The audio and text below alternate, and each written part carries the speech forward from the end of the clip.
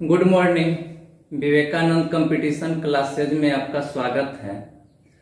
हम बात कर रहे हैं पॉलिटिकल साइंस राजनीतिक शास्त्र की, जिसमें हम भारतीय संविधान के बारे में पढ़े और उसके बाद हम देखे थे राष्ट्रपति के बारे में। राष्ट्रपति से जितना भी टॉपिक बन रहा था सारे टॉपिक को हम सीरियल वाइज देखे और इसके बाद आज जो है हम राष्ट्रपति से जितना भी क्वेश्चन प्रश्न उत्तरी, वह चाहे बीपीएससी का हो, बीएसएससी का हो, बिहार पुलिस का हो, बीएसएससी ग्रेजुएट लेवल का हो, SSC graduate level, FCI, any exam, सबका प्रश्न जो है मेंशन करते हुए यह वीडियो बनाया जा रहा है।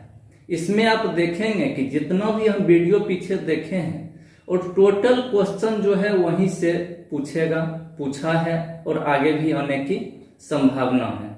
तो सबसे पहला हम देखते हैं यहाँ कि क्वेश्चन है कि भारत के राष्ट्रपति के द्वारा लोकसभा में एंग्लो इंडियन समुदाय के कितने सदस्यों को मनोनीत कर सकते हैं।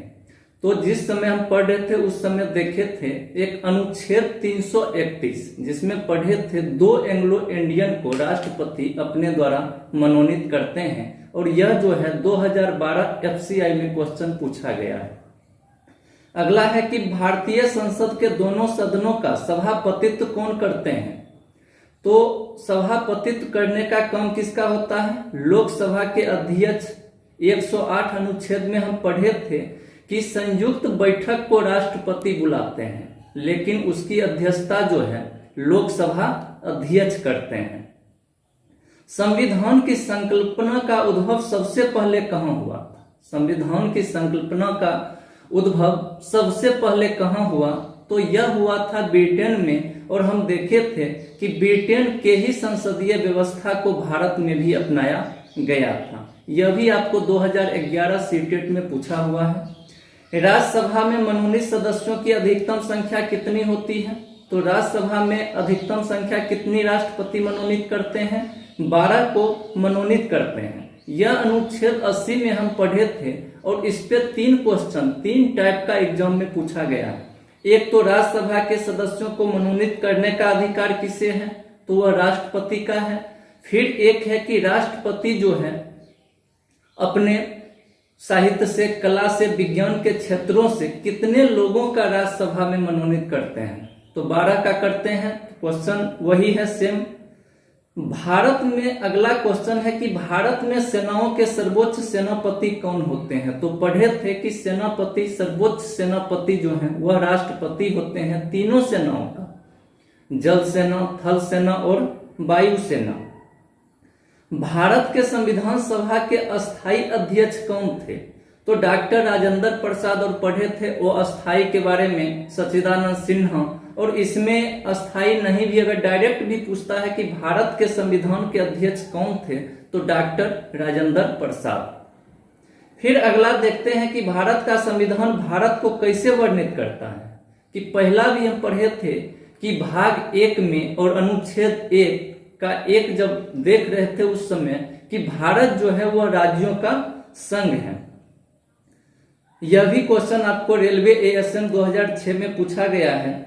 उसके बाद है कि भारत का संविधान अपना प्राधिकार किससे प्राप्त करता है। यह दिल्ली पुलिस 2007 में एसआई में पूछा गया है कि भारत का संविधान अपना प्राधिकार किससे प्राप्त करता है। तो हम देखेंगे आगे इतिहास में कि भारतीय स्वतंत्रता अधिनियम 1947। अगला क्वेश्चन, भारत के राष्ट्रपति संसद के दोनों सदनों को प्रथम सत्र के प्रारंभ में कब संबोधित करते हैं? तो एक तो देखे कि कब संबोधित करते हैं राष्ट्रपति।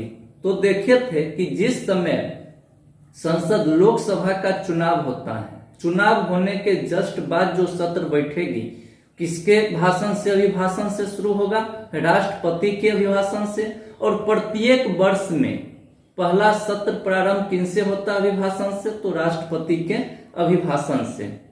इसके बाद हम फिर देखेंगे कि कोई व्यक्ति संसद का सदस्य न हो।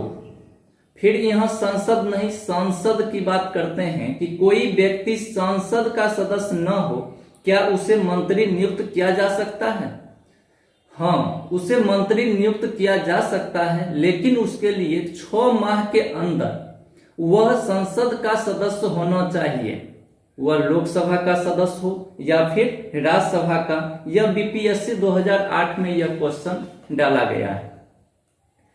फिर अगला क्वेश्चन कि उच्च न्यायालय के मुख्य न्यायाधीश की नियुक्ति कौन करता है? तो पढ़े थे कि उच्च न्यायालय सर्वोच्च न्यायालय के न्यायाधीश हों, उच्च न्यायालय के न्यायाधीश हों, सबकी नियुक्ति कौन करते हैं? राष्ट्रपति। यह भी दिल्ली एसआई 2008 में पूछा है। उसके बाद भारतीय संविधान के प्रारूप समिति के अध्यक्ष कौन थे? तो प्रारूप समिति के अध्यक्ष डॉक्टर भीमराव अंबेडकर, उत्तर प्रदेश पीसीएस 2013 में पूछा गया। फिर अगला क्वेश्चन है कि संसद के दोनों सदनों के समक्ष वार्षिक वित्तीय वितरण किस अनुच्छेद के अंतर्गत प्रस्तुत किया जाता है? फिर एक बार क्वेश्चन कि संसद के दोनों सदनों के समक्ष वार्षिक वित्तीय विवरण जो है किस अनुच्छेद के अंतर्गत प्रस्तुत किया जाता है? तो अनुच्छेद 112 में पढ़े थे कि संसद के दोनों सत्रों वार्षिक वित्तीय विवरण जो है वित्त मंत्री प्रस्तुत करते हैं, लेकिन किनके नाम से प्रस्तुत हो रहा था? राष्ट्रपति के नाम से। यह जो है आपको यूपी पीसीएस 2011 में पूछा है। फिर अगला क्वेश्चन है कि भारत के संविधान के अंतर्गत कितने प्रकार की आपातकालीन व्यवस्थाओं पर विचार किया जा सकता है? यह एसएससी ग्रेजुएट लेवल 2007 में पूछा है कि पढ़े थे कि 3। कौन कौन सा था? कि एक पढ़े राष्ट्रीय आपात, राष्ट्रपति शासन, फिर वित्तीय आपात। जम्मू कश्मीर के राज्यपाल को कौन नियुक्त करता है? तो जम्मू कश्मीर के राज्यपाल को राष्ट्रपति नियुक्त करता है। और ऐसे भी हम पढ़ेंगे कि किसी भी राज्य, वह संघ शासित राज्य हो या किसी भी राज्य का जो है राज्यपाल का नियुक्त कौन करता है? राष्ट्रपति ही करते हैं। उसके बाद किसने 2 पूर्ण अवधियों तक भारत के उपराष्ट्रपति का पद संभाला था? तो अभी जस्ट पहले एक वीडियो बनाए थे टीचर्स डे पे कि डॉक्टर सर्वपल्ली राधाकृष्णन जो है 2 बार लगातार उपराष्ट्रपति के पद पर रहे थे और 1962 में जाकर के वह राष्ट्रपति के पद को सुशोभित किए थे। उसके बाद है फिर यह आपको क्वेश्चन जो है 2013 में एसएससी ग्रेजुएट लेवल में पूछा गया है। उसके बाद दल बदल के आधार पर निर्वाचित सदस्यों की अयोग्यता संबंधी विवरण संविधान की किस अनुसूची में दिया गया है? उत्तर प्रदेश पीसीएस 2008 में पूछा गया है कि दल बदल के आधार पर निर्वाचित सदस्यों की अयोग्यता संबंधी विवरण संविधान की किस अनुसूची में दिया गया था? तो हम पढ़े थे कि वर्तमान में कि 12 अनुसूचियां हैं, लेकिन जिस समय संविधान की रचना हुई थी, निर्माण हुआ था, उस समय 8 ही अनुसूची थी। तो उसके बाद जो जुड़ा था, इसकी चर्चा दल बदल की चर्चा जो है वह 10वीं अनुसूची में किया गया है। तो हम उस समय देखे थे कि 52वां संविधान संशोधन जब हुआ था 1985 में, उस समय इसको 10वीं अनुसूची को जोड़ा गया जिसमें दल बदल की चर्चा की गई थी। उसके बाद अगला क्वेश्चन है कि जब भारत के उपराष्ट्रपति को राष्ट्रपति के स्थान पर कार्यवाहक राष्ट्रपति के रूप में कार्य करना होता है तो उन्हें किसका वेतन प्राप्त होता है? तो उस समय उनको जो है किसके सीट पर कार्य करेंगे?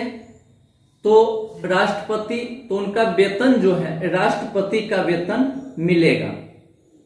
उसके बाद देखे थे एक कि एम हिदायतुल्लाह जो थे सर्वोच्च न्यायालय के ऐसे न्यायाधीश थे जिन्हें कार्यवाहक के रूप में राष्ट्रपति का पद ग्रहण का मौका मिला था।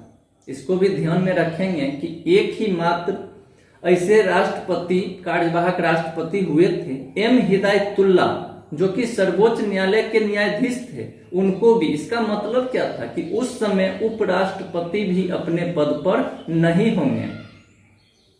उसके बाद अगला क्वेश्चन देखते हैं कि लोकसभा में किसी विधेयक को धन विधेयक के रूप में कौन प्रमाणित करता है? तो लोकसभा में जो है किसी भी धन विधेयक प्रमाणित करने का अधिकार लोकसभा अध्यक्ष को मिलता है। यह भी आपको पूछा हुआ है post graduate teacher Uttar Pradesh 2010। अगला क्वेश्चन है कि जब राष्ट्रपति और उपराष्ट्रपति दोनों के पद रिक्त हों तो कौन सा अधिकारी राष्ट्रपति के रूप में कार्यवाहक के कार्य करेंगे। यानी जब राष्ट्रपति और उपराष्ट्रपति दोनों अपने पद पर न हो तो उस समय कार्यवाहक के रूप में कौन राष्ट्रपति के पद पर कार्य करेंगे। तो बताए थे कि सर्वोच्च न्यायालय के मुख्य न्यायाधीश, अगर वो भी नहीं है तो सर्वोच्च न्यायालय के वरिष्ठ न्यायाधीश जो होंगे वही उस पद को संभालेंगे। तो इसका मतलब हो गया उच्चतम न्यायालय के मुख्य न्यायाधीश। भारत के वह राष्ट्रपति कौन है जो 2 बार राष्ट्रपति रहे थे। तो वह राष्ट्रपति थे डॉक्टर राजेंद्र प्रसाद। देखेंगे कि 1950 से लेकर 1962 तक और 52 में चुना, उसके बाद लगातार वह 2 बार राष्ट्रपति के पद को सुशोभित किए थे और इनके हटने के बाद जस्ट बने थे सर्वपल्ली राधाकृष्णन। उसके बाद अगला क्वेश्चन है कि देश का सबसे बड़ा कानून कौन सा है। तो देश का सबसे बड़ा कानून की बात करता है तो इसमें देश का सबसे बड़ा कानून भारतीय संविधान है। इसमें हम पढ़ेंगे कि विश्व का भी सबसे बड़ा संविधान किस देश का है, तो वो भारत का है। और यह संविधान जो है लिखित है भारत का संविधान। यह भी आपको यूपीपीसीएस 2008 में पूछा गया है। भारत का राष्ट्रपति है तो डायरेक्ट क्वेश्चन आपको पूछा है कि भारत के राष्ट्रपति हैं तो यह कौन होते हैं, राज्य का अध्यक्ष। और इसी में पूछा गया जाएगा कि सरकार का अध्यक्ष कौन होता है, तो प्रधानमंत्री सरकार का अध्यक्ष होता है। और राज्य का अध्यक्ष कौन होता है, तो राष्ट्रपति। फिर अगला क्वेश्चन देखेंगे कि किसी व्यक्ति को राष्ट्रपति के रूप में पद ग्रहण की शपथ कौन दिलाता है। तो राष्ट्रपति को शपथ जो है सुप्रीम कोर्ट के मुख्य न्यायाधीश दिलाते हैं। इसके बाद है कि राष्ट्रगान के रचयिता कौन है। यह एफसीआई ग्रेजुएट लेवल जो है 2010 में पूछा गया है कि राष्ट्रगान के रचयिता कौन है, रविंद्रनाथ टैगोर। जब अगला क्वेश्चन कि जब राष्ट्रपति को संवैधानिक संशोधन बिल भेजा जाता है तब वे फिर क्वेश्चन कि जब राष्ट्रपति को संवैधानिक संशोधन बिल भेजा जाता है तब वे, तो इसमें पढ़े थे कि समान विधेयक, धन विधेयक और संविधान संशोधन। तो उसमें बोले थे कि समान में क्या होता है कि उस बिल को रोक भी सकते हैं, लौटा भी सकते हैं और उसको लागू कर भी सकते हैं। लेकिन जब इसकी बात करेंगे संवैधानिक संशोधन की तो न तो वह अस्वीकृत कर सकते हैं, न तो उसे रोक सकते हैं। उनको अपनी सहमति देने के लिए वो बाध्य होते हैं, उनको सहमति देना पड़ेगा। न रोक सकते हैं, न लौटा सकते हैं। फिर यह भी आपको एमपी मध्य प्रदेश पीसीएस 2006 में पूछा गया है। फिर अगला क्वेश्चन देखेंगे कि कौन से उपराष्ट्रपति थे जिन्होंने राष्ट्रपति का चुनाव लड़ने के लिए अपने पद से त्याग पत्र दे दिए थे। तो बीवी गिरी, सीटेट में 2012 में पूछा गया है। अगला क्वेश्चन कि संविधान के उद्घाटन के लिए 26 जनवरी को चुना गया था क्योंकि। फिर क्वेश्चन कि संविधान के उद्घाटन के लिए 26 जनवरी को चुना गया था क्योंकि। यह रेलवे एएसएम 2006 में पूछा है। यह क्वेश्चन 3 बार रिपीट किया गया है। तो इसका आंसर होगा कांग्रेस ने इसे 1930 में स्वाधीनता दिवस के रूप में मनाने का निर्णय लिया था। जब हम हिस्ट्री को देखेंगे तो उस समय देखेंगे कि 1929 में 31 दिसंबर 1929 को जवाहरलाल नेहरू आधी रात को रावी नदी के तट पर तिरंगा फहराए थे और उसी तिरंगा फहराते समय वो बोले थे कि प्रत्येक 26 जनवरी को स्वाधीनता दिवस के रूप में मनाया जाएगा। और इसी कारण जो है 26 जनवरी 1950 को ही जाकर के संविधान को पूरे देश में लागू किया गया था। इसके बाद फिर हम देखते हैं अगला क्वेश्चन कि भारतीय संविधान में सुदृढ़ केंद्र के साथ संघीय प्रणाली कहां से ली गई है। इसमें फिर ध्यान दीजिएगा कि भारतीय संविधान में सुदृढ़ केंद्र के साथ संघीय प्रणाली कहां से ली गई है, तो वह ली गई है कनाडा से। यह सीटेट 2012 में पूछा गया है। उसके बाद है कि संसद में शामिल होते हैं। सबसे पहला जब हम पढ़ रहे थे तो उसी टाइम देखे थे कि संसद में, तो संसद जो बनता है वह लोकसभा, राज्यसभा और राष्ट्रपति तीनों उसके क्या होते हैं, अभिन्न अंग होते हैं। उसके बाद है कि समग्र रूप से भारतीय संविधान लागू हुआ था, यानी सब पूरे संविधान पूरे देश में कब लागू हुआ था, यह आपको पोस्ट ग्रेजुएट टीचर जो है केंद्रीय विद्यालय 2007 में पूछा गया है। तो 26 जनवरी 1950 को यह लागू हुआ था। इसके बाद है अगला क्वेश्चन कि भारत के महान न्यायवादी की नियुक्ति कौन करता है, तो वह राष्ट्रपति करते हैं। अगला क्वेश्चन जो है कि भारत के राष्ट्रपति पद के लिए निर्धारित अधिकतम आयु कितनी होनी चाहिए।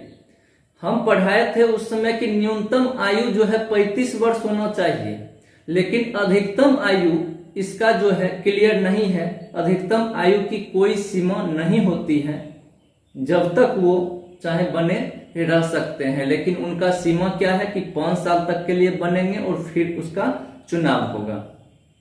इसके बाद है कि नागरिकता प्राप्त करने के लिए शर्तें निर्धारित करने वाला सक्षम निकाय कौन सा है।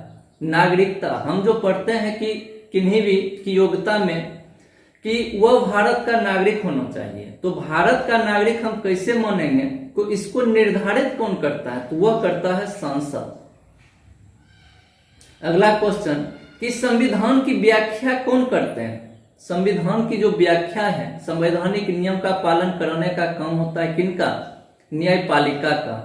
तो संविधान की व्याख्या कौन करेगा, न्यायपालिका। अगला क्वेश्चन है कि भारत के राष्ट्रपति केवल किसकी सिफारिश पर राष्ट्रीय आपात स्थिति की घोषणा करते हैं। भारत के राष्ट्रपति केवल किसकी सिफारिश पर राष्ट्रीय आपात में भी पढ़े थे 3 प्रकार के आपात, तो राष्ट्रीय आपात की घोषणा करते हैं।